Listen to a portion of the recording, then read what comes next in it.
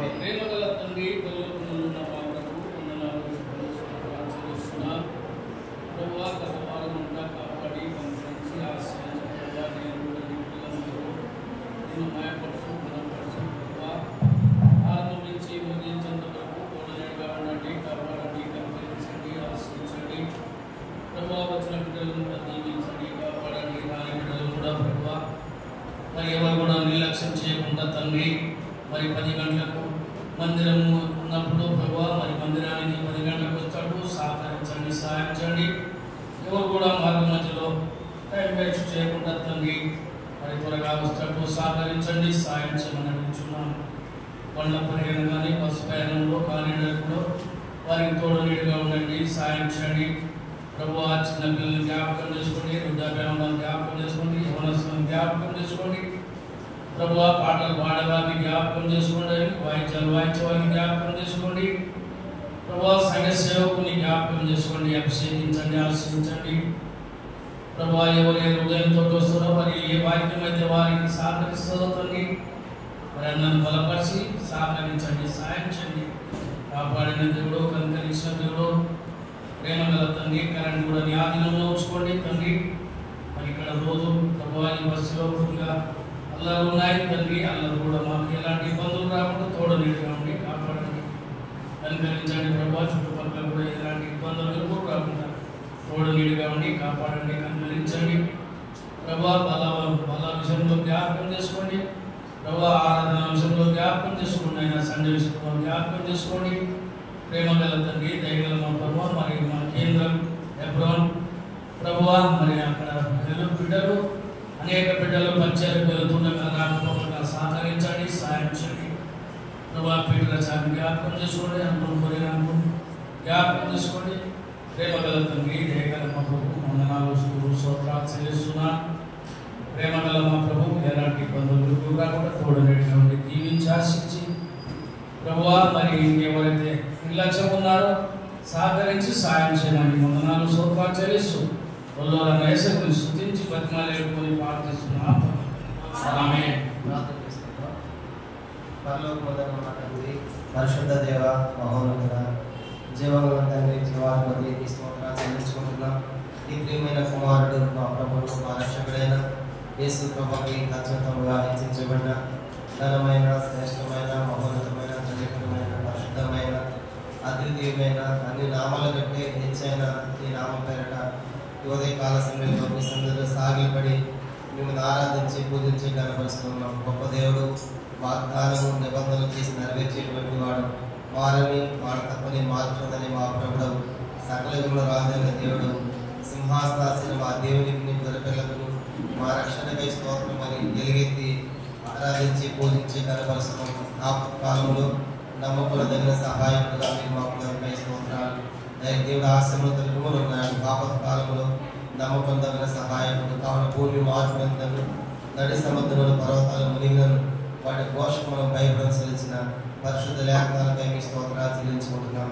మా రక్షణకర్తవు, మా కోట, మా కొండ, మా ఆశ్రయదుర్గము, మా శైలము, మాకు ఎత్తైన ప్రాకారమైన తండ్రి మీ స్తోత్రాలు చెల్లించుకుంటున్నాం. దైన మా ప్రభా, ఆశ్చర్యకరుడు, ఆలోచనకర్తవు, బలవంతమైన దేవుడు, నిత్యుల తండ్రి, సమాధానకర్తవు, అధిపతి మీ స్తోత్రాలు. యెహోవానే నేను మార్పు లేని వాడిని కనుక యాకోబు సంతానం మీరు లైంకాలం చెల్లించిన మా ప్రభా మీ స్తోత్రాలు. యేసు క్రీస్తు నిన్న నేడు నిరంతరము ఒకటే రీతిగా ఉన్నాడు. అవును, ఆయన నిగమలకు ఒకటే రీతిగా ఉందని రాయబడిన పరిశుద్ధమైన మాటను బట్టి కూడా మీ స్తోత్రాలు చెల్లించుకుంటున్నాం. రాజులకు రాజుగా, ప్రభులకు ప్రభుగా ఉన్నందుకు ఈ స్తోత్రాలు. మృదునైతిని కానీ ఇదిగో యుగయుగులు సజీవులను సెలవించిన మా సత్యవంతుడైన దేవుడు ఉన్నందుకు మీ స్తోత్రాలు. ఉదయకాల సమయంలో పునరుద్ధానములు మీ సభ్యులు చేరి సంతోషించి ఆనందించినట్లుగా మీరు తెరబడిన ఆకర్షణ గురించండి. నీ మెల్లని స్వరం ద్వారా మాతో మాట్లాడండి. పాటలు సహాయం చేయండి, వాయిద్యాలు సహాయం చేయండి. ఆరాధన వర్తమానం, ఆరాధ్య సమయం, సన్నిధి పరిచర్య, బాలక నచ్చని బల్ల పాల్గొనే సమయం, పాలక సమయం దేవుని కథగా చేయండి. కింద చిక్కుష్టాన్ని తండ్రి నా చుట్టుపక్కల కూడా ప్రభావం పార్కింగ్ విషయం మీద సహాయం చేయండి. చిన్న బిడ్డలకు తొందరలు తప్పించండి. పరిశుద్ధ వాతావరణం దయచేయండి. అనేక విస్తారమైన జనాలు గుంపులుగా నీ మందిరాన్ని తీసుకున్నామని ప్రార్థిస్తున్నాను తండ్రి, సహాయం చేయండి. అయ్యే వికాసాన్ని కూడా అభిషేకించండి. ప్రజల క్షేమం కొరకు గురించి వాడుకోవాల్సిందిగా ప్రార్థిస్తున్నాం. ఇద్దరు ద్వారా కూడా ఆయా స్థలాలకు పంపించబడిన దాసులందరి బలమైన పాత్ర వాడుకొని నిలబడుతున్న దాసులను అభిషేకించమని ప్రార్థిస్తున్నాం. కానీ యావత్తు ప్రపంచంలో చీదరిన సార్వత్రిక సంఘాలు బట్టి ఉండాలని కోరుకుంటున్నాం. ప్రతి పాలయత ప్రతి పొరపాటును క్షమించి రక్తంతో శుద్ధి చేసి పవిత్రపరచమని గోత్రం నాకమైన పాత్రగా మీరు వాడుకోవాల్సిందిగా ప్రార్థిస్తూ వాయిద్యంలో సహాయపడుతున్నామని మరి సమీప దూర తండ్రి దగ్గర ప్రాంతాల నుంచి వస్తున్న ప్రియులందరూ కూడా సగం నడిపించవలసిందిగా ప్రార్థించుకుంటూ తన శబ్దాలను తప్పించము పరిశుద్ధ వాతావరణం దయచేయమని కార్యక్రమం అంతట్లో సిలువని యేసుక్రీస్తు వారు మాత్రమే మహిమ ఘనత స్తుతి ప్రభావాలు పొందగా అర్హునిగా చేయమని నన్ను తగ్గించుకుంటూ మీ నామాన్ని హెచ్చిస్తూ పూజిస్తూ ఆరాధిస్తూ బలపరుస్తూ యేసుక్రీస్తు వారి పరిశుద్ధమైన నామములో ప్రార్థించి స్తుతించి అతిగా వేడుకొనుచున్నాము తండ్రి. ఆమేన్.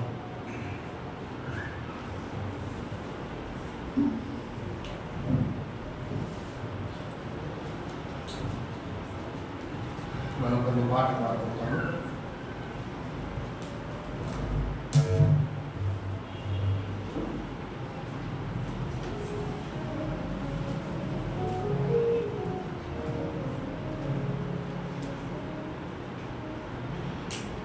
పాట సంఖ్య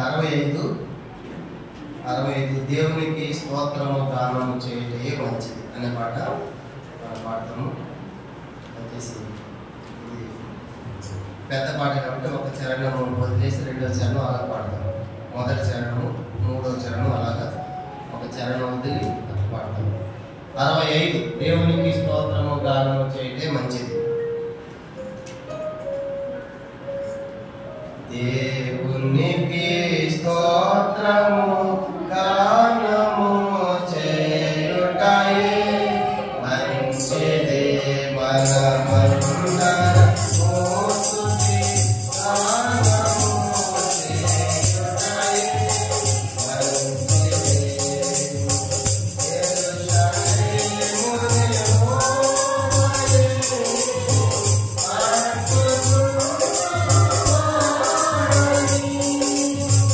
యెరూషలేము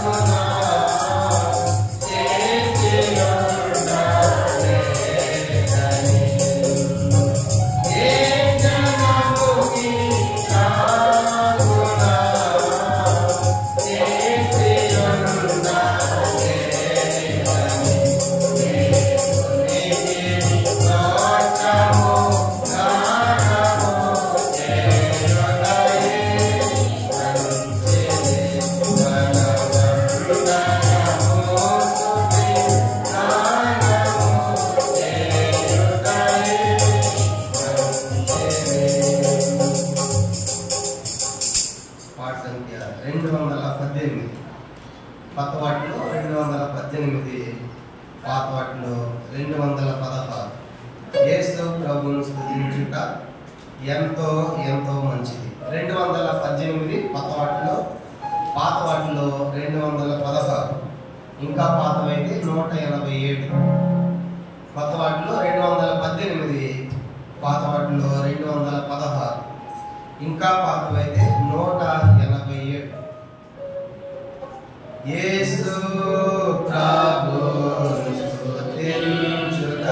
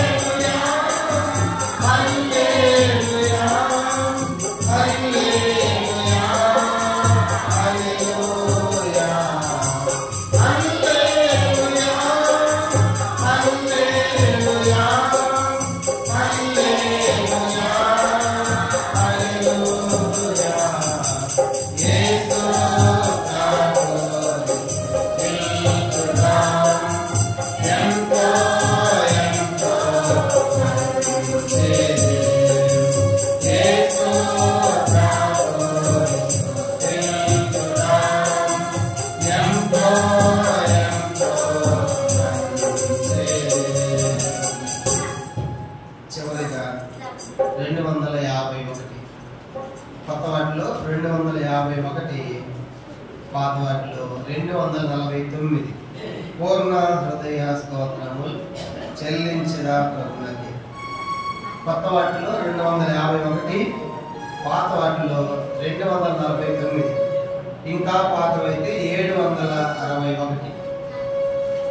కొత్త వాటిలో 251, పాత వాటిలో 249, ఇంకా పాతవైతే 761. పూర్ణ హృదయ స్తోత్రములు చెల్లించిన ప్రభువునికి. పూర్ణ హృదయ స్తోత్రములు చెల్లించిన ప్రభువునికి.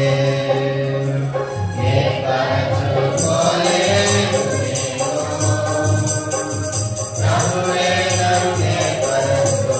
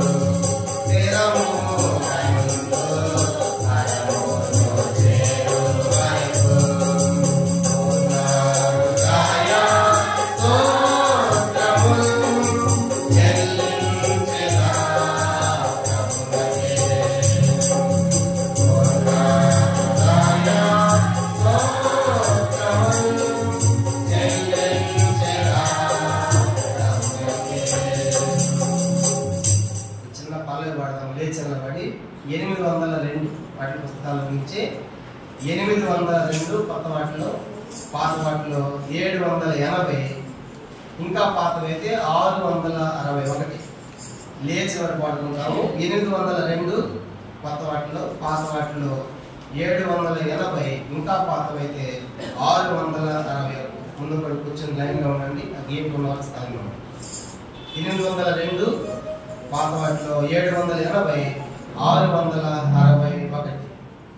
నీ జీవిత నావలో క్రీస్తును యుంచుకొని యున్నాచో చిరునవ్వుతో సాగించెదవు భీకర తుఫానులలో సాగి వెళ్ళుచు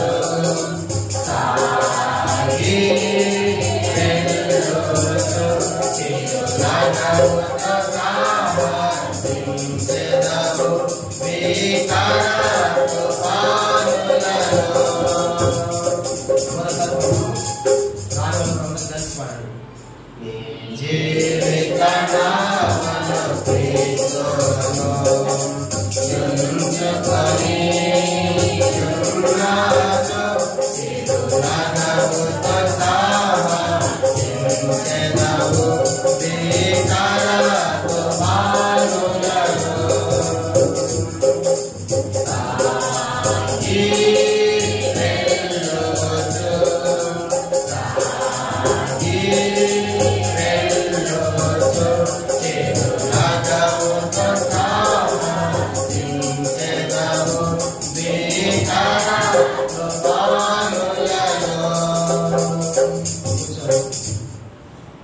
ప్రభువును ఆరాధించుకోవడము.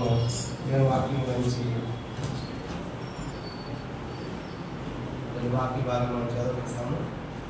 మనం దేవుణ్ణి ఆరాధించుకోవడము. దేవుని పరిశుద్ధ గ్రంథములో నుండి అపోస్తలుడైన పౌలు తిమోతికి రాసిన మొదటి పత్రిక. అపోస్తలుడైన పౌలు తిమోతికి రాసిన మొదటి పత్రిక, మొదటి అధ్యాయము 12-13 వచనాలు మనం కలిసి చదువుకుంటాం. అపోస్తలుడైన పౌలు తిమోతికి రాసిన మొదటి పత్రిక, మొదటి అధ్యాయం 12-13 వచనాలు కలిసి చదువుకుంటాం. పేజీ నంబర్ 190 కొత్త వాటిలో మొదటి తిమోతి పత్రిక, మొదటి అధ్యాయం 12-13 వచనాలు అందరం కలిసి చదవండి. పూర్వము దోషకుడను హింసకుడను కారికుడైన నన్ను తన పరిచయకు నియమించి నమ్మకమైన వానిగా ఎంచినందుకు నన్ను బలపరిచిన మన ప్రభువైన యేసుక్రీస్తుకు కృతజ్ఞుడై ఉన్నాను. తెలియక అవిశ్వాసాలు చేసిన కనుక కనికరింపబడిందని. అపోస్తలుడైన పౌలు ప్రభువును ఆరాధిస్తూ ఉన్నాడు. ప్రభుకు కృతజ్ఞతాస్తుతులు చెల్లిస్తూ ఉన్నాడు. ఎందుకంటే ఒకప్పుడు నేను దూషించిన వాడును, దేవుని సంఘాన్ని హింసించిన వాడును, హానికరుడుగా ప్రవర్తించిన వాడును, అవన్నీ నేను తెలియజేశాను. అయితే దేవుడు నన్ను క్షమించి తన పరిచర్యకు నమ్మకం హింసినందుకు నేను దేవునికి కృతజ్ఞతాస్తుతులు చెల్లిస్తూ ఉన్నాను అన్నాడు. కానీ పౌలు యొక్క పాత జీవితము ఆరాధన మనం చూద్దాము. పౌలు యొక్క మార్పు చెందిన జీవితము బలవర్తమాన్ని మనం చూడబోతున్నాం. ప్రార్థన. పరలోకమందున మా తండ్రి, పరిశుద్ధ దేవా, మీ స్తోత్రాలు. ఇటువంటి పాటల ద్వారా మీ నామని ఘనపరచులో ఎంతగానో మీరు మాకు సహాయపడండి. మీ స్తోత్రాలు కీర్తనలతో నేను ఆయన ఘనపరిచిన సదచింటిగా నేను కొనియాడి కీర్తించుట్లో, పాడుట్లో, పగడుట్లో, శ్లాఘించుట్లో మీరు చేసిన సహాయాన్ని బట్టి స్తోత్రాలు. తిరిగి ప్రభా సమయం చదివిన వాక్యం అపోస్తలుడైన పౌలు తండ్రి పూర్వము దోషకుడు, హింసకుడు, హానికరుడు అయినప్పటికీ కూడా అతన్ని క్షమించి నమ్మకాన్ని గెలిచి పరిచయం నియమించాడు. అందుకే మరి పౌలు గారు దేవుని ఆరాధిస్తున్నాడు. ఎందుకంటే నేను దీని కృతజ్ఞుడను, అవన్నీ మతంలో ఉండి తెలియజేశాను అని ప్రభు ఎలా నిన్ను ఆరాధించాడు. మా జీవితాలు కూడా మరి పౌలు ఎంతో ఎంతో భయంకరంగా చెడిపడిపోయిన మమ్మల్ని ఎలా రక్షించావో కూడా మా యొక్క మరి దేవుని ఎరగపరమ జీవితం, లోకంలో జీవితం చూస్తున్నప్పుడు మేము కూడా ఎంతగానో స్థుతించాలి. ఎంతగా మనం క్షమించాం, ఎంతగా మనం ప్రేమించాం. నీలా క్షమించిన వాడు లేడు, నీలాగా ప్రేమించిన వాడు లేడు. అందుకే మీ స్తోత్రాలు చెల్లించుకుంటున్నాం. కాబట్టి సమయంతో దీవెనకరంగా చేయండి. ఆ యొక్క దాసనాన్ని కూడా మరుగుపరిచి బలపరిచి మాకు అందరికి కావాల్సిన వాక్కులు దయచేసి మహింపొందమని యేసు ప్రభు నామమున ప్రార్థించి వేడుచున్నాము తండ్రి. ఆమేన్. ఇలా మనం చదువుతున్నటువంటి వాక్య భాగము అపోస్తలుడైన పౌలు తిమోతికి రాసిన మొదటి పత్రిక 1వ అధ్యాయం 12-13 వచనాల్లో పౌలు గారు దేవుని ఆరాధిస్తూ ఉన్నాడు. అదే సమయంలో తన పాత స్థితిగతులు కూడా చెప్తూ ఉన్నాడు. ఒకప్పుడు ఎలా ఉన్నాడనే సంగతులు కూడా అవి జ్ఞాపకం చేసుకుని ఎంతగా క్షమించాడనే సంగతి పౌలు గుర్తించి మరి దేవుని ఆరాధిస్తున్నట్టుగా మనం చూస్తాం. ఈ ఉదయకాలం పౌలు జీవితంలో నుంచి పౌలు దేవుని ఆరాధించడానికి హేతు ఏంటంటే పౌలు యొక్క పాత జీవితం అంటే కనీసం ఒక 7 సంగతులు మీకు జ్ఞాపకం చేయాలని కోరుతున్నాం. చూడండి, మొట్టమొదటిది పౌలు గారి యొక్క మొదటి చూసినప్పుడు మొదటి తిమోతి పత్రిక 1వ అధ్యాయం 15వ వచనం. మొదటి తిమోతి పత్రిక 1వ అధ్యాయము 15వ వచనం. అందరం కలిసి పాపులను రక్షించడానికి క్రీస్తు చేసి లోపల వచ్చిన వాక్యం నమ్మదగినది, పూర్ణ అంగీకారముకు యోగ్యమునై ఉన్నది, అట్టి వారిలో నేను ప్రధానుడను. కాబట్టి పౌలు గారు అంటాడు, పాపం రక్షించడానికి క్రీస్తు చేసి లోకానికి వచ్చిన వాక్యము నమ్మదగినది, పూర్ణ అంగీకారం యోగ్యమైంది. అయితే ఆ పాపం రక్షించడానికి వచ్చినటువంటి ఆ క్రీస్తు చేసి వచ్చినటువంటి ఉద్దేశంలో పాపులలో నేను ప్రధాన పాపిని అన్నాడు. అంటే పౌలు గారు నేను పాపిని అనే సంగతి ఎదిగాడు. అందుకే రోమా 7వ అధ్యాయంలో అంటాడు కదా, నా శరీరమందు మంచిది నివసింపదు. రోమపత్రిక 7వ అధ్యాయం. పౌలు గారు ఎప్పుడైతే ఆ శిలువ దృశ్యాన్ని చూశాడో ఆయనకు అర్థమైపోయింది. రోమపత్రిక 7వ అధ్యాయం 18వ వచనం, నా యందు అనగా నా శరీరమందు మంచిది ఏది నివసింపదని నేను ఎరుగుదును, మేలేది చేయవలన కోరిక నాకు కలుగుతున్నది కానీ దాన్ని చేయడం నాకు కలుగట్లేదు. కానీ పౌలు గారి యొక్క మొదటి స్థితిగతి మనం చూసినప్పుడు అంత గొప్ప పౌలే నేను ప్రధాన పాపిని అన్నప్పుడు నిజంగా పాపం చేయని వాడేవాడు? బైబిల్ సెలవిస్తా ఉంది కదా, ఏ భేదము లేదు, అందరూ పాపము చేసి దేవుడికి మహిమను పొందలేకపోతున్నారని రోమపత్రిక 3వ అధ్యాయం 23లో మనం చూస్తాం. మొదటి రాజులు 8వ అధ్యాయం 46లో రాయబడింది. మొదటి రాజులు 8:46లో పాపము చేయని వాడు ఒక్కడును లేడు అని రాయబడింది. అంత మాత్రమే కాదు, రోమపత్రిక 3వ అధ్యాయం 11 నుంచి ఇలా రాయబడింది, నీతిమంతుడు లేడు, ఒక్కడు లేడు, గ్రహించేవాడు లేడు, దేవుని వెదకవాడు లేడు, అందరూ త్రోవత ప్రియకముగా పనికి మాలిన వారైరి అని రాయబడింది. ప్రసంగి గ్రంథం 7వ అధ్యాయం 20లో రాయబడింది. ప్రసంగి 7:20లో పాపము చేయక మేలు చేయించడు నీతిమంతుడు భూమి మీద ఒక్కడును లేదు. కాబట్టి ఈ వచనాలు చూసినప్పుడు పౌలు గారే కాదు, అసలు లోకంలో మంచివాడే లేడు, లోకంలో నీతిమంతులే లేరు. ఇంకో మాట చెప్పాలంటే ఇశ్రాయేలు ప్రజలు దేవుడిని ఎన్నుకున్న ప్రజలు కదా, అయితే ఇశ్రాయేలు ప్రజల్లో కూడా నీతిమంతులు లేరంట. ద్వితీయోపదేశకాండం 9వ అధ్యాయం ప్రభు అంటాడు, చూడు, ద్వితీయోపదేశకాండం పౌలు కూడా యూదులను పుట్టాడు. ఇశ్రాయేలు ప్రజలు దేవుని చేత ఎన్నుకొనబడేవారు అయినప్పటికీ వారిలో కూడా మంచి వారు లేరంట. ద్వితీయోపదేశకాండం 9వ అధ్యాయము 4-5 వచనాలు. ద్వితీయోపదేశకాండం 9వ అధ్యాయము 4-5 వచనాలు నేను చదువుతాను, దయచేసి గమనించండి. ద్వితీయోపదేశకాండం 9వ అధ్యాయము 4-5. నీ దేవుడు యెహోవా నీ ఎదుటిని వారిని తోలివేసిన తరువాత నేను ఈ దేశంలో స్వాధీనపరచినట్లుగా యెహోవా నా నీతిని బట్టి నన్ను ప్రవేశపెట్టనని అనుకోవద్దు. ఈ జనముల చెడ్డను బట్టి యెహోవా నీ ఎదుటిని వారిని వెళ్ళగొట్టుచున్నాడు. నీవు ఆ దేశంలోకి వచ్చి దాన్ని స్వాధీనపరచుకున్నకు నీ నీతి అయినను నీ హృదయ యథార్థత అయినను హేతువు కాదు. ఈ జనముల చెడ్డను బట్టి యెహోవా నీ పితరులైన అబ్రహాం, ఇస్సాకు, యాకోబులతో ప్రమాణం చేసిన మాటను స్థాపించుటకై నీ దేవుడు యెహోవా వారిని నీ ఎదుటి నుండి వెళ్ళగొట్టుచున్నాడు. దేవుడు అంటే ప్రజలారా, మీరు కనాన్ దేశం పోయిన తర్వాత మేము నీతిమంతులం కాబట్టి, యథార్థవంతులం కాబట్టి మా కనాన్ దేశం ఇచ్చారు అనుకున్నారేమో. అలా అనుకోకండి, ఎందుకంటే మీలో నీతి లేదు, మీలో యథార్థత కూడా లేదు.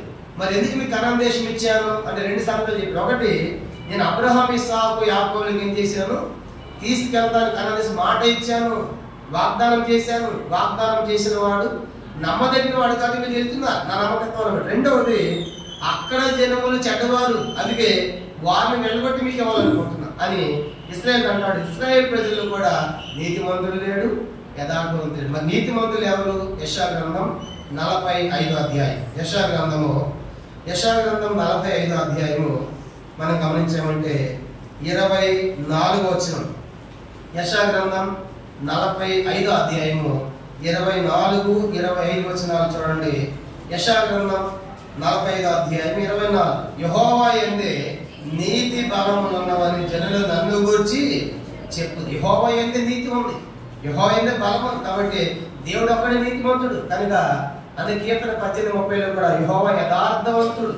ఇంకా 25 ఏమంటాడు? 45:25 యెషయా 45:25 యెహోవా యందే ఇశ్రాయేలు సంతతి వారందరూ నీతిమంతులుగా ఎంచబడిన వారై అతిశయపడుదురు. ఎవరైనా సరే నీతిమంతులుగా చేయబడుతున్నారంటే యెహోవా యొద్దకు రావాలి, దేవుని యొద్దకు రావాలి, దేవుని చేత నీతిమంతులు చేయబడాలి. కానీ భూమి మీద ఒక్కడు కూడా నీతిమంతుడు లేడు. అందుకే ఆదికాండం 15:6లో అబ్రాహాము యెహోవాను నమ్మాను, అది అతను నీతిగా ఎంచబడు. అందుకు రోమ 5:1లో విశ్వాసం ద్వారా నీతిమంతులకు మనము తీర్చబడుతున్నాం. కానీ మొదటి సంగతి ఏంటంటే ప్రభా పౌలు గారు అంటే ప్రధాన పాపిని. కాబట్టి ఇశ్రాయేలు కూడా నీతిమంతులు లేడు, భూలోకం నీతిమంతులు లేడు, దేవుడు ఒక్కడే నీతిమంతుడు. ఈరోజు యేసు ప్రభు యొక్క యేసు ప్రభు విశ్వాసం ఉంచుడు ద్వారా ఆయన రక్తము ద్వారా మాత్రమే మనం నీతిమంతులు అయ్యాం.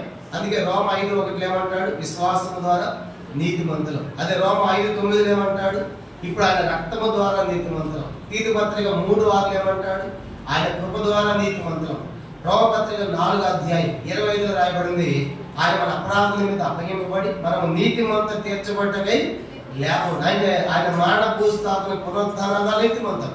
కానీ అందుకే ప్రధాన పాపిన నన్ను కూడా నీ రక్తము చేత, నీ విశ్వాసము చేత, నీ కృప చేత నా పాపాన్ని క్షమించి నన్ను కూడా నీతిమంతులు చేసినందుకై మీ స్తోత్రం అని మనం చెప్పాలి.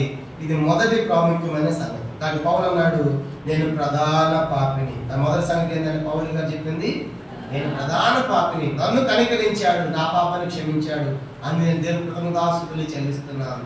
రెండో సంగతి చూద్దాం. గలతీ పత్రిక 1వ అధ్యాయం. పౌలు గారు దేవుని ఎందుకు ఆరాధిస్తుందంటే మొదటిది ప్రధాన పాపే కాబట్టి పాపాలు క్షమించేవాడు నీతిమంతుడయ్యాడు.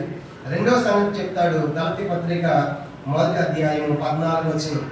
గలతీ పత్రిక 1వ అధ్యాయం 14వ వచనము రెండవ సంగతిగా మనం చదువుకుంటాం. గలతీ 1:14 నా పితరుల పారంపర్యాచారమందు విశేషాసక్తి గలవాడినై నా స్వజాతీయులలో నా సమాన వయస్కులైన అనేకుల కంటే యూదుల మతంలో ఆధిక్యం నొందితునని నా నడవడం గురించి మీరు వింటే. రెండవదిగా నా పితరుల పారంపర్యాచారమందు విశేషాసక్తి గలవాడు. రెండవదిగా పౌలు పారంపర్యాచారాలు ఉన్నాయి, కానీ పితరుల యొక్క ఆచారాలు ఉన్నాయి. కనుక పితరుల యొక్క ఆచారాలు పారంపర్యాచారాలు కలిగినటువంటి వాడు పౌలు గారు. మనం కూడా చూసినప్పుడు మనం కూడా యేసుప్రభువుని నమ్మక ముందు ఎన్ని ఆచారాలు మనకు, కనుక ఎన్ని పద్ధతులు, ఎన్ని సంస్కృతులు, ఎన్ని సాంప్రదాయాలు లోకంలో ఉన్నప్పుడు. కాబట్టి పౌలు పారంపర్యాచారాలకి చేసిన వాడు కనుకంటే ఆ మతానికి సంబంధించినటువంటి పారంపర్యాచారాలు నిమగ్నమైనటువంటి వాడు. మనం కూడా ఒకప్పుడు యేసు ప్రభువుని ఎరగకపోవడము మనం కూడా ఎన్నో రకాల పారంపర్యాచారాలు ఉన్నాయి. యేసు ప్రభు అన్నాడు మీ పారంపర్యాచారాలను బట్టి దేవుని వాక్యం ఏమవుతుంది? మత్తయి సువార్త 15వ అధ్యాయం 6వ వచనం ప్రభు చెప్పాడు. మత్తయి 15వ అధ్యాయము 6వ వచనం చదువుకుంటాం. మత్తయి 15:6 ప్రభు వారు స్వయంగా చెప్పిన మాట, మీరు మీ పారంపర్యాచారం నిమిత్తమై దేవుని వాక్యమును నిరర్ధకం చేయుచున్నారు. కాబట్టి మీరు పారంపర్యాచారాల ద్వారా దేవుని వాక్యం నిరర్ధకం చేసిన వారు. అందుకే పౌలి పారంపర్యాచారం ఒక్కడే కాదంటే మనం కూడా ఎలాంటి వారం అంటే పేతురు రాసిన మొదటి పత్రిక మనం కూడా పితృ పారంపర్యాచారమైనటువంటి అంటే మనం ఉన్నాం. మొదటి పేతురు పత్రిక 1వ అధ్యాయము 18వ వచనం. మొదటి పేతురు పత్రిక 1వ అధ్యాయం 18వ వచనం. పితృ పారంపర్యమైన మీ వ్యర్థ ప్రవర్తన విడిచిపెట్టినట్లుగా వెండి బంగారం క్షయవస్తుల చేత మీరు విమోచనపడలేదు, కానీ అమూల్యమైన రక్తము చేత అనగా నిర్దోషమును నిష్కలంకములకు గొర్రె పిల్ల వంటి క్రీస్తు రక్తము చేత విమోచనపడుతుందని మీరు మనం కూడా పితృ పారంపర్యమైన ఆచారాలు పౌర్యం పారంపర్యాచారాలు మనం కూడా మన తల్లిదండ్రులు సంక్రమించిన ఆచారాలు ఎన్నో ఉన్నాయి. ఈనాడు లోకంలో ఇంకా మన భారతదేశంలో ఎన్నో భయంకరమైన మూఢత్వంలో ఎన్నో రకాల ఆచారాలు ప్రజలు ఉన్నారు.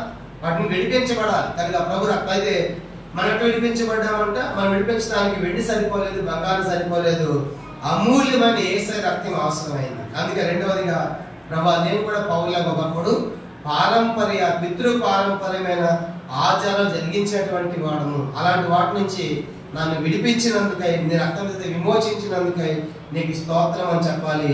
ఇది రెండవ ప్రాముఖ్యమైన సంగతి. కానీ పౌలు గారు తన సంగతి చెప్తున్నాను, నేను ప్రధాన పాపిని, నన్ను కనికరించాడు, క్షమించాడు, నేను ఎందుకు ఆరాధిస్తాను. రెండవది, నేను పారంపర్యాచారాలు నన్ను దేవుడు విడిపించాడు, అందుకే నేను ఆయన కృతజ్ఞతాస్తుతులు చెల్లిస్తానంటాడు. మూడవ సంగతి చూద్దాము. గలతీ పత్రిక 1వ అధ్యాయం 13వ వచనం. అదే చెప్పాడు, అక్కడే చెప్పాడు. గలతీ పత్రిక 1వ అధ్యాయము 13వ వచనంలో, గలతీ పత్రిక 1వ అధ్యాయం 13వ వచనం. పూర్వమందు యోధ మతస్థుడనే ఉన్నప్పుడు నేను దేవుని సంఘం అపరంగా మించి నాశనం చాలు. మూడవ సంగతి ఏంటంటే, నేను పూర్వమందు యోధ మతములో ఉన్నాను. మూడవది, పౌలు ఎలాంటి వాడంటే మత సంబంధి. యోధ మత సంబంధిగా బతికాడు. కాబట్టి యోధ మతమే గొప్పదనుకున్నాడు. యోధ మతము కాకుండా క్రైస్తవులను ప్రకటిస్తే వాళ్ళు హింసించారు. అంటే పౌలు కూడా ఒకప్పుడు మతములో ఉన్నటువంటి వాడు. మనం కూడా నిజంగా ప్రభుని ఎరకపోవడము, ఒకప్పుడు మనం కూడా మతములో ఉన్నాం. కాబట్టి మత బంధకాల నుంచి విడిపించాడు. ఈ యేసుని నమ్మిన తర్వాత, ఆయన రక్తం చేత కొనబడిన తర్వాత, కడగబడిన తర్వాత ఇక మతం లేదు, కులము లేదు, జాతి లేదు, ప్రాంతం లేదు, భేదం లేదు. అందరు ప్రభు బిడ్డలుగా, సహోదరులుగా, సహోదరులుగా, ఒకే రక్తము, ఒకే శరీరం మనం పాల్పొందే వాళ్ళు ఉంటున్నాం. కాబట్టి మూడవదిగా పౌలు గారు మతము నుంచి విడిపించబడ్డాడు. ఇంక ఈనాడు కూడా చాలా మంది క్రైస్తవ మతంలో ఉన్నారు. చాలా మంది క్రైస్తవ మతాన్ని పట్టుకుని వేలాడుతున్నారు. కాబట్టి క్రైస్తవ మతములు ఉంటే ఏం లేదు. కనుక క్రైస్తవ మతము కాదు, కానీ క్రీస్తుని కలిగి ఉండాలి. క్రీస్తు లేకుండా క్రైస్తవ మతం ఎందుకు?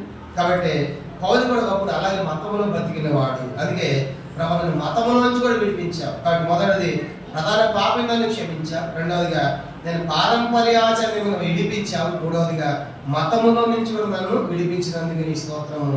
ఇది మూడవ సంగతి. నాలుగవ చూద్దాము. పౌలు గారి యొక్క నాలుగవ సంగతి, అపోస్తల కార్యములు 9వ అధ్యాయం. అపోస్తల కార్యములు 9వ అధ్యాయము మనం గమనించామంటే 13వ వచనం. అపోస్తల కార్యములు 9వ అధ్యాయము 13వ వచనం. అపోస్తల కార్యములు 9వ అధ్యాయం 13వ వచనం. అందుకు అననీయ, ప్రభువా, ఈ మనుష్యుడు యెరూషలేములోని పరిశుద్ధులకు ఎంతో కీడు చేసినాడు, అతని గురించి అనేకుల వలన వింటిని. గమనించమంటే అననీయ అనేటువంటి భక్తుడు దమస్కులో ఉన్నాడు. పౌలు గారు దమస్కులో ఉన్న వాళ్ళని బంధిని తీసుకొని రావాలని పత్రికలు పొంది ప్రధాన యాజకుల చేత దమస్కు దాకా వెళ్ళిన తర్వాత ప్రభు దర్శించాడు. దర్శించిన తర్వాత ప్రభు చెప్పాడు, నువ్వు అన్య దగ్గరికి వెళ్ళాలని చెప్పాడు. అయితే ముందు అన్నయ్య కూడా దేవుడు చెప్పాడు, నీ దగ్గర పౌలు వస్తాడని చెప్పగానే అన్నయ్య ఏమంటున్నాడు, ప్రభా వద్దు ప్రభా, ఆ మనిషిని ఎంతో ఏడు చేసిన కనుక. అంటే ఇప్పుడు యెరూషలేము నుంచి సిరియా దేశంలోని దమస్కు దాకా పౌలు గారి యొక్క సాక్ష్యం వ్యాపించింది. ఏమంటే పౌలు గారు పరిశుద్ధులకు కీడు చేసిన వాడు అనే సంగతి అక్కడ దాకా వ్యాపించింది. అందుకే ఇప్పుడు అననీయ అంటున్నాడు, ప్రభు వద్దు ప్రభా, ఆ మనిషి ఎంతో కీడు చేసిన వాడు. ప్రభు చెప్పాడు, అని నువ్వేం మాట్లాడద్దు, నేను చెప్పే కదా పౌలు వస్తాను, మారాడు ఆయన కోసం ప్రార్థన చేయాలి అంతే అని ప్రభు అన్నయ్య చెప్పాడు. కానీ నాలుగో సంగతి పౌలు గారు తనే చెప్తాడు, నేను ఎంతో కీడు చేసిన వాడు. యోధ మతము కాదు అంటే వాళ్ళు కీడు చేసేవాడు కనుక నా మతమే గొప్పది, కనుక యోధ మతమే గొప్పది. దానికోసం ప్రయాసపడిన వాడు పాపలిన వాడు. ఎందుకంటే స్టెఫెను గారిని చంపేటప్పుడు కూడా పౌలు గారు అక్కడే ఉంటాడు. ఆ దినాల్లో ప్రధాన యాజకులు వీళ్ళంతా సన్హెడ్రిన్ సభ, 70 మంది సభ్యులతో కూడా సన్హెడ్రిన్ సభ, ప్రధాన యాజకులు వీళ్ళంతా కూడా పెద్దవాళ్ళు అయిపోయారు, ముసలి వాళ్ళు అయిపోయారు. నెక్స్ట్ మనకు ఒక చాకు లాంటి వాడు, కత్తి లాంటి వాడు కావాలనుకున్నాడు. అలాంటి వాళ్ళు మతం పట్టుకున్న పౌలు కనబడ్డాడు. అందుకే పౌలు పత్రికలు ఇచ్చి అధికారుల నుంచి పంపించాడు, నువ్వు యోధ మత వ్యాప్తి కోసం ప్రయాసపడాలి. అలా మతంలో ఉండి ఎంతో కీడు చేసిన వాడు. అలాంటి వ్యక్తిని ప్రభు కనికరించినట్లుగా పౌలు తెలియజేస్తాడు. ఇది నాలుగో సంగతి. మొదటిది ప్రధాన పాపి, రెండవదిగా పారంపర్యాచరణ ఉన్నటువంటి వాడు, మూడవది మనం చూసాము మతములో ఉన్నాడు, నాలుగవదిగా కీడు చేసిన వాడు. ఐదవ చూడండి, గలతీ పత్రిక మొదటి అధ్యాయం. ఇవన్నీ కూడా పౌలు గారి యొక్క గత చరిత్ర. ప్రభువును ఎరగపూర్వము తన జీవించాడు. గలతీ పత్రిక మొదటి అధ్యాయము 13వ వచనం. గలతీ 1:13. పూర్వమందు యోధేయ మతస్థ ఉన్నప్పుడు నేను దేవుని సంఘమును అపరిమితముగా హింసించి నాశనము చేయొచ్చు. పౌలు గారు మరి యోధా మతము కాకుండా క్రైస్తవ్యాన్ని స్వీకరించినటువంటి క్రీస్తు బిడ్డలను క్రైస్తవులు ఏం చేశాడు? సంఘాన్ని అయినా హింసించి నాశనము చేయాలనుకున్నాడు. చేయలేదు కనుక అనుకున్నాడు, నాశనం చేయాలని అనుకున్నాడు, కానీ ప్రారంభించాడు, కానీ ముగించలేకపోయాడు పౌలు గారు. అపోస్తలుల కార్యం 9వ అధ్యాయం చూడండి ఎట్లా హింసించాడంటే, పౌలు ఎట్లా హింసించాడు సంఘాన్ని. అపోస్తలుల కార్యం 9వ అధ్యాయము అపోస్తలుల కార్యములు 9వ అధ్యాయం మనం గమనించామంటే 4-5 వచనాలు చదువుకుంటాం. 4-5 వచనాలు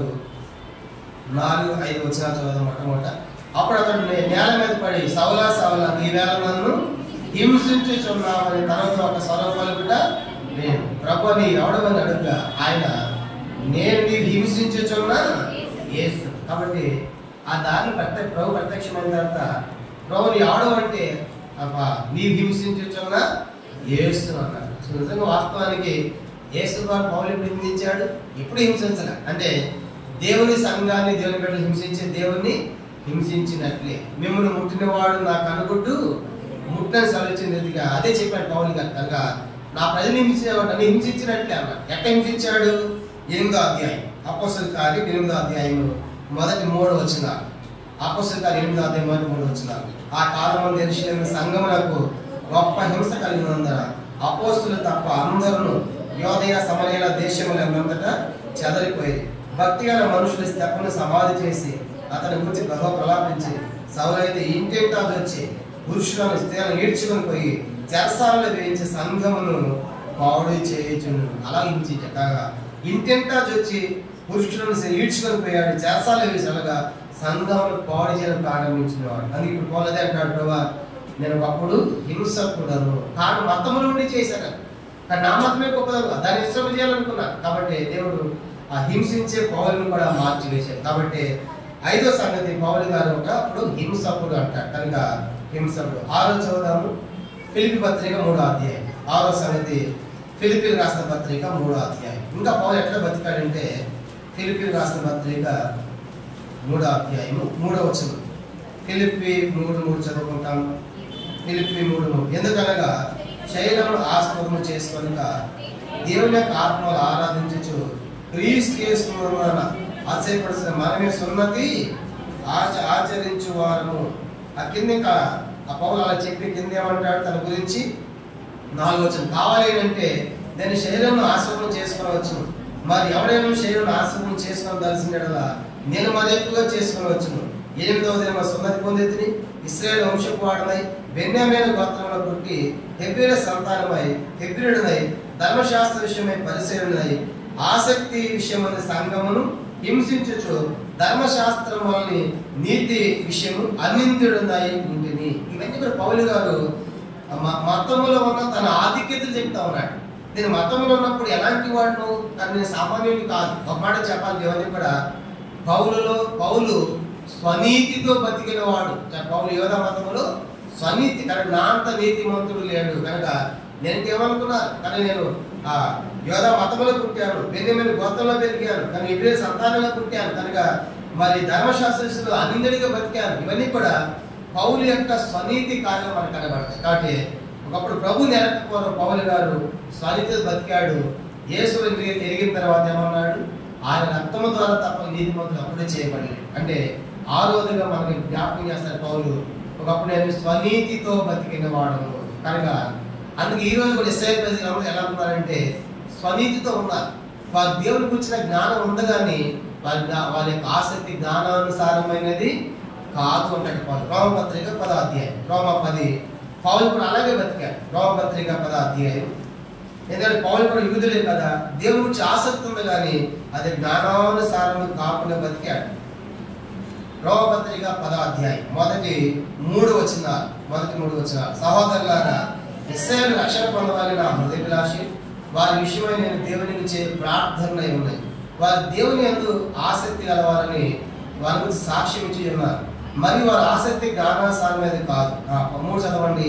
ఏలనగా వారు దేవుని తెలియక తమ స్వనీతిని స్థాపన కోరుకొచ్చి దేవుని నీతికి ఈ రోజు కూడా ఇశ్రాయేలు ప్రజలు అలాగే పౌలు కూడా అంతే, స్వనీతి వాళ్ళు కాబట్టి మేము ఏర్పరచబడి ప్రజలం కనుక ప్రపంచంలో, కాబట్టి మేమే దేవుని ప్రజలం అనేటువంటి ఆ యొక్క స్వనీతి ఆశ్చర్యమైన ఇశ్రాయేలు ఈ రోజు మనం కనబడతాం. వాస్తవానికి వాళ్ళ ప్రపంచంలో గొప్ప జనం ఇశ్రాయేలు ప్రజలు. ఎందుకంటే దేవుడు వారిని ఎన్నుకున్నాడు. సినాయి పర్వతం దగ్గర వాళ్ళకి ధర్మశాస్త్రం ఇచ్చాడు, నా ప్రజలను పేరు పెట్టాడు, వాళ్ళు తలగా చేస్తానని తలగానే చేశాడు. ఎన్నో వాగ్దానాలు, ధర్మశాస్త్రం అంతా వాళ్ళది. ఎక్కడ దాకంటే యేసు ప్రభు వారి యొక్క శిలువ మరణం ద్వారా వాళ్ళకి స్పెషల్ స్టేటస్ ఉంది, ప్రత్యేక ఆధిక్యతలు వాళ్ళకి లభించే లోకంలో. ఎప్పుడైతే యేసు వారు శిలువలో మరణించాడో ఆ తర్వాత యూదుడని గ్రీస్ దేశాన్ని భేదము లేదు. వాళ్ళకి ఇవ్వబడినటువంటి ప్రత్యేకమైన హోదా శిలువ దగ్గర రద్దు చేయబడింది. కానీ ఇప్పుడు వాళ్ళు అంగీకరించిన యూదులు ఇంకా మేము గొప్పవాళ్ళు ఉంటారు. వాస్తవానికి వాళ్ళు గొప్పవాళ్ళే. అయితే ఇప్పుడు ప్రభు దృష్టిలో యూదులు ఎంతో, అన్యులు కూడా అంతే. ఎఫెసీ పత్రిక 3వ అధ్యాయం, ఎఫెసీ పత్రిక 3వ అధ్యాయం. సువార్త ద్వారా వాళ్ళు ఒక్కటిగా ప్రభు చేశాడు. అందుకే మనం ప్రభుని ఆరాధించాలి. ఎఫెసీ పత్రిక 3వ అధ్యాయం, ఎఫెసీ పత్రిక 3వ అధ్యాయం 6వ వచనం. ఎఫెసీ పత్రిక 3వ అధ్యాయం 6వ వచనం. ఈ మర్మం ఏదనగా అన్యజనులు స్వార్థ వలన క్రీస్తు యేసునందు యూదులతో పాటు సమాన వారసులు, ఒక శరీరమందు సాటి అవయములు, వాగ్దానంలో పాలువారై ఉన్నారు అన్నది ఇక్కడ అంటాడు. ఈ మర్మం ఏదనగా అన్యజనులు సువార్త వలన క్రీస్తు యేసునందు యూదులతో పాటు సమాన వారసులు. ఈరోజు కొత్త నిబంధన ప్రకారము యూదులు ఎంతో, అన్ని జనులు కూడా అంతే. ప్రభు అందరూ సమానం. కానీ ఇప్పటికీ యూదులకు ఉన్నటువంటి ఒక అతిశయం ఏంటంటే, మన ఇశ్రాయేల్ దేశం పోయి షాలోమ్ అని షేక్ హ్యాండ్ ఇచ్చారు. వాళ్ళు షేక్ హ్యాండ్ మీరు అంటరాని వారు కనుక మేమే స్పెషల్, మేమే ప్రత్యేకమైన వారు అతిశయం ఈ రోజు వరకు కూడా ఉంది. కానీ అది సిలువ దాకా నడిచింది. ప్రభు సిలువ తర్వాత అవన్నీ కూడా ఆ స్పెషల్ యొక్క స్టేటస్ హోదా అనేది కొట్టివేయబడింది. కాబట్టి ఎందుకు ప్రభు వాళ్ళకి అంత ఆధిక్యత ఇవ్వాలి? మరి ప్రభు ఏమైనా స్వార్థపడా? ఎందుకు ఇశ్రాయేలు ప్రజలు అంత ఆధిక్యత ఇవ్వాలంటే, ఇశ్రాయేలు ప్రజలు అంత ఆధిక్యత ఇవ్వాలి వాస్తవం. ఎందుకంటే లేఖనాలు, ధర్మశాస్త్రం, ప్రవచనం ఏమని చెప్తున్నాయి? యూదుల్లో నుండి మెస్సయ రక్షకుడు రావాలి కనుక రావాలి. కాబట్టి యూదుల నుంచి ప్రభువు రావాలి. కాబట్టి యూదులు సంహరించాలని పాత నిబంధన మొదటి ఆది కాండం నుంచి మనం చూసామంటే యూదులు నిర్మూలన చేయాలనే ప్రయత్నం సాధన ఎన్నో ప్రయత్నాలు చేశాను. ఈ రోజు కూడా యుద్ధాలేంటి? యుద్ధాలు ఎందుకంటే ప్రపంచంలో యోధులు ఉండొద్దు కనుక అదనమాట వాళ్ళ టార్గెట్. కానీ మిగతా ప్రజలు, కానీ బైబిల్ సెలవిస్తా ఉంది, బైబిల్లో కూడా యూదులే లేకుండా చేయాలని మొద్దుగా చేశాడు. కనుక సాధ్యమైందా? కానీ అలా యేసు టైంలో కూడా ఎన్నో ప్రయత్నాలు కనుక అయినప్పటికీ అవన్నీ ఫలించలే. అంటే అర్థం ఏంటి? మరి యూదులకి ఎందుకు అంత స్పెషల్ స్టాటస్ ఇవ్వాలంటే, యూదులు దేవుడు ఎన్నుకున్న ప్రజలు కాబట్టి, యూదుల్లో నుంచి మెస్సయ్య వచ్చాడు కాబట్టి ఇప్పుడు దాకా నా కోసం శ్రమలు పడ్డారు, ఇప్పుడు కోసం నిందలు భరించారు. కాబట్టి అది ప్రభు వాళ్ళకి ప్రత్యేకమైన స్టేటస్ ఇచ్చాడు. మీకు అర్థమయ్యే భాష చెప్పాలనుకోండి, మన సెల్ ఫోన్ కానీ ఏదైనా ఒక మెటీరియల్ కనుక ఒక వస్తువు మనము ఆన్లైన్ ఆర్డర్ చేసాం. ఆర్డర్ చేయగానే మంచి దానికి ఫుల్గా ప్యాక్ అయిపోయి మంచి ఫుల్ ప్యాక్తో మనకు వచ్చేసిన తర్వాత ఆ ఫుల్ ప్యాక్ వచ్చినప్పుడు దాంట్లో అర్థముగా గ్లాస్ అయితే ఇంకా మరీ జాగ్రత్తగా తీసుకొస్తారు. ఎందుకు లోపల ఏమన్నా పగిలిపోతుందేమోనని. ఆ యొక్క బాక్స్లో ఆ వస్తువు వచ్చిన తర్వాత అది సెల్ ఫోనే కావచ్చు, మీకు ఏదైనా కావచ్చు. వచ్చిన తర్వాత సెల్ ఫోన్ మనం తీసేసాం దాంట్లోంచి. ఆ బాక్స్ ఏం చేస్తాం చెప్పండి? మీరు చాలా జాగ్రత్తగా పెడతాం, పడేస్తాం. కనుక బాక్స్తో పని లేదు, అసలు వస్తువు దాంట్లో వచ్చింది. 50,000 రూపాయల సెల్ ఫోన్ వచ్చిన తర్వాత బాక్స్ ఏం చేస్తాము? పడేస్తాం. ఈ సెల్ ఫోన్ ఎవరంటే, ఈ సెల్ ఫోనే యేసయ్య. ఎవరిలో ఉన్నాడు? ఆ బాక్స్ లో ఉన్నాడు, యూదులో ఉన్నాడు. కానీ యూదులు ఎందుకు కాపాడబడుకుంటూ రావాలంటే, ఆ యూదుల్లో నుండి విలువైన మెస్సయ్య రావాలి. కాబట్టి యూదులు ఏం చేశాడు? దేవుడు కాపాడుకుంటూ వచ్చాడు. ఇప్పుడు మెస్సయ్య వచ్చిన తర్వాత బాక్స్ తో పని లేనట్టుగానే యూదులు స్పెషల్ ఏమి లేదు, ప్రత్యేకత ఏమి లేదు. కానీ వాడు కూడా అందరితో సమానమైన సంగతి బైబిల్ సెలవుస్తుంది. ఇవి అంగీకరించిన వాడు, అంగీకరించిన ఐఎమ్ చూజన్ పీపుల్, మేము ఏర్పరచబడిన వారు, మేము గొప్పవారమే. వాస్తవానికి గొప్పవాళ్లే, కానీ బైబిల్ సెలవుస్తాను ఇప్పుడు సమానులు అయిపోయారు. అంటే పౌలు కూడా ఒక అలా బతికిన వాడు. ఏమని రాశాడు? స్వనీతి పడి పౌలు ఇప్పుడు ఏమంటాడు ఎఫెసీ పత్రికలో? ఆ మరం మీద అనగా క్రీస్తు యేసునందు స్వార్థ ద్వారా యూదులను ఏమైపోయారు? అందరూ కూడా సమాన వారసులు అయిపోయారు. అందుకే మనం ఆరాధించారు. ఒకప్పుడు నేను కూడా ఈ లోకంలో స్వనీతితో బతికిన వాడను కనుక అలాంటి నన్ను క్షమించని స్తోత్రము. ఇది 6వ సంగతి. 7వ ఆఖరి చదువు మనం ముగిద్దాము. 7వ ఆఖరిది 1 తిమోతి పత్రిక మనం చదువుకున్న భాగము. 1 తిమోతి పత్రిక 1వ అధ్యాయం. మొదటి తిమోతి పత్రిక మొదటి అధ్యాయం మొదటి తిమోతి పత్రిక మొదటి అధ్యాయము మనం గమనించామంటే ఇప్పుడు చదువుకున్న వాక్యము 12-13 వచనాలు అందరం చదువుకుంటాం.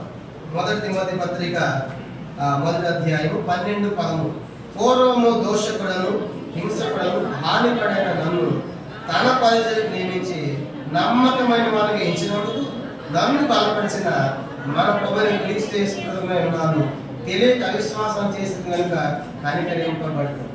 అనగా ఒక ప్రాముఖ్యమైన వాడు మీకు చెప్పాలనుకున్నాను. 12లో పూర్వము దూషకుడు. పౌలు ఎలాంటి వాడు అంటే పౌలు దూషించిన వాడు, దేవుని దూషించిన వాడు. మన తండ్రి భాష చెప్పాలంటే దేవుని తిట్టినవాడు, దేవుని దూషించిన వాడు, దేవుని తిట్టినవాడు. పౌలు గారు దేవుని దూషించడమే కాదు, ఎవరు దేశంలో నమ్మారో వాళ్ళ దగ్గరికి వెళ్ళి మీ దేవుని దూషించండి రా అని వాళ్ళు బలవంత పెట్టాడంట. అపోస్తల కార్యములు చూడండి. ఆయన దూషించడమే కాదు కానీ ఎవరైతే దేశంలో నమ్మారో వాళ్ళ దగ్గరికి వెళ్ళి వాళ్ళ చేత కూడా దూషించేది బలవంత పెట్టాడు. అపోస్తల కార్యములు 26వ అధ్యాయం 11వ వచనం అందరం కలిసి చదువుకుంటాం. అపోస్తల కార్యములు 26వ అధ్యాయము 11వ వచనము అందరం కలిసి. అపోస్తల కార్యములు 26:11 చదవండి. అనేక పర్యాయములు సమాజ మందిరములు అన్నిటిలో వారిని దండించి వారు దేవదోషణ చేయనట్లు బలవంత పెట్ట చూచితిని. మరి వారి మీద మిక్కిలి క్రోధం కనబడ్డాయి. ఇతర పట్టణములకు వెళ్ళి వారిని హింసించుచుంటేని. ఇది పౌలు గారు అగ్రిప్ప ముందు తన సాక్ష్యం చెప్తా ఉన్నాడు. అగ్రిప్ప ముందు, రాజు ముందు తన సాక్ష్యం ఏమని చెప్తా అంటే, రాజా నేను ఒకప్పుడు మతంలో ఉన్నవాడిని, ఇప్పుడు సిలువలో మానేను. ఒకప్పుడు నేను ఎట్లా తెలుసా, యేసు నమ్మిన వారి దగ్గరికి వెళ్ళి రే మీ దేవుడు దూషించండి రా, తిట్టరా అని చెప్పి బలవంత పెట్టాను వాడిని. నేను దూషించడమే కాదు, ఆ యేసుని నమ్మిన వాళ్ళ చేత కూడా దూషించని బలవంత పెట్టాను. కనుక అట్లా బతికిన వాడు నేను అని సాక్షి చెప్తా ఉన్నాడు. అంటే ఈనాడు కూడా చూడండి, సువార్తకి వెళ్ళిన తర్వాత ఈనాడు మనం చూస్తా ఉన్నాం. సువార్తకి వెళ్తే ఏం చేస్తున్నారు చెప్పండి, బొట్లు పెట్టి మీ దేవుణ్ణి తిట్టండి, బైబిల్ కాల్ చేయండి. కనుక అలాంటి మత ఉన్మాదులుగా జీవించేవాడు పౌలు. ఒక మాట చెప్పాలి, కనుక తీవ్రవాదులుగా యోధా మతం కోసం ఒక తీవ్రవాదులుగా ప్రయాసపడే పౌలు గారు. అంటే ఆయన దూషించి ఆ దేవుని నమ్మిన వాళ్ళు కూడా సమాజ మందిరాలకు వెళ్ళి వాళ్ళు బలవంత పెట్టి మీ దేవుని తిట్టండి, దూషించండి అంటే దూషించండి బలవంత పెట్టాడు. కనుక అలాంటి వ్యక్తి మారే. అదే అంటే ప్రభా నేను అప్పుడు దోషపడను అలా ఎందుకు చేశామంటే నేను తెలియక చేశాను ప్రభా, తెలియక అవిశ్వాసం వల్ల నేను చేశాను కాబట్టి కనికరించబడ్డాను. ఆ సిలువ తర్వాత ఇప్పుడు ఆ సిలువ దర్శనం పొందాడు, తన జీవితం అంతా మారిపోయింది. ఎంత యువత మతం కోసం ప్రయాసపడ్డాడో మారిన తర్వాత అంతగా క్రైస్తవుని విస్తరింపజేయడానికి ప్రయాసపడ్డాడు పౌలు జీవితం. కానీ అందుకే అది అపోస్తలుల కనుక మనకు కనబడతా ఉన్నది. ఒకప్పుడు మతములు ఎంత నిష్ఠగా రోషంగా బతికాడో యేసుని నమ్మిన తర్వాత కూడా అదే రోషం, అంతకంటే రోషంతో దేవుని కోసం జీవించిన వాడు. అందుకే ఆయన చెప్పే సాక్ష్యం ఏంటంటే, ఒకప్పుడు నేను ఘోరము హింసకుడను, దోషకుడను, హానికరుడను, అయినప్పుడు కూడా నన్ను క్షమించి తన పరిచయం నమ్మకం కలిగించాడు. కాబట్టి నేను కృతజ్ఞతాస్తుతులు చెల్లిస్తున్నాను. 7 సంఖ్య మనం చూసాము. దాంట్లో మొదటిది ఆయన చెప్పిన పాపులలో ప్రధాన పాపిని కనికరించాడు. రెండవదిగా పారంపర్యాచారాలను విడిపించాడు. మూడవదిగా కీడి చేసిన వాటిని క్షమించాడు. నాలుగవదిగా మతములో విడిపించాడు. ఐదవదిగా ఆయన హింసించాడు, పౌలుని క్షమించాడు. ఆరవదిగా స్వనీతి బంధకమైనటువంటి వ్యక్తి నేను నా స్వనీతి అనేది దొరికేది కాదని నమ్మాడు. చివరికి ఆఖరి నన్ను దేవుణ్ణి దూషించిన వాడు. ఇలాంటి పౌలుని క్షమించబడినందుకు ఇప్పుడు దేవుడికి నేను కృతజ్ఞతాస్తుతులు చెల్లిస్తూ ఉన్నాను అని పౌలు సెలవిచ్చాడు. మన జీవితం కూడా అంతే పౌలులాగా. కాబట్టి మనం కూడా లోకంలో పాపంలో ఉంటుంది, ప్రభు క్షమించాడు. అంత మాత్రమే కాకుండా మన పారంపర్యాలు విడిపించాడు, మన కీడు స్వభావం విడిపించాడు, మన మతంలోకి బయట తీసుకొచ్చాడు. కనుక వీటంతా తలపోసుకుని మనం కూడా దేవుని ఆత్మక సత్యముతో మనము ఆరాధించేది కూడా. లేచి నిలబడి మనం పాట పాడుకుంటాము.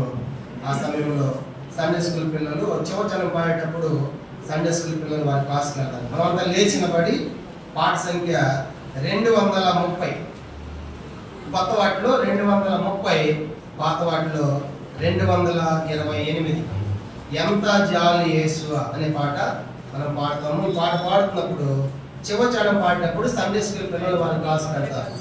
కొత్త పుస్తకాల్లో 230, పాత వాటిలో 228, ఇంకా పాతవైతే 194. కొత్త వాటిలో 230, పాత వాటిలో 228, పాత వాటిలో 194. ఎంత జాలి యేసువా, ఎంత యనియు హింసలేను, ఎంత జాలి యేసువా, హానికరుడ హింసకుడను, దేవదూషకుడను నేను, హానికరుడ హింసకుడను, దేవదూషకుడను నేను, అవిశ్వాసినైన నన్ను, అవిశ్వాసినైన నన్ను ఆదరించినావుగా. ఎంత జాలి యేసువా, ఎంత యనియు హింసలేను, ఎంత జాలి యేసువా, రక్షకున్న నాకు బదులు శిక్షణను భరించినావు, రక్షకున్న నాకు బదులు శిక్షణను భరించినావు, సిలువయందు సొమ్మసిల్లి, సిలువయందు సొమ్మసిల్లి, చావొందితివి నాకై. ఎంత జాలి యేసువా, ఎంత యనియు హింసలేను, ఎంత జాలి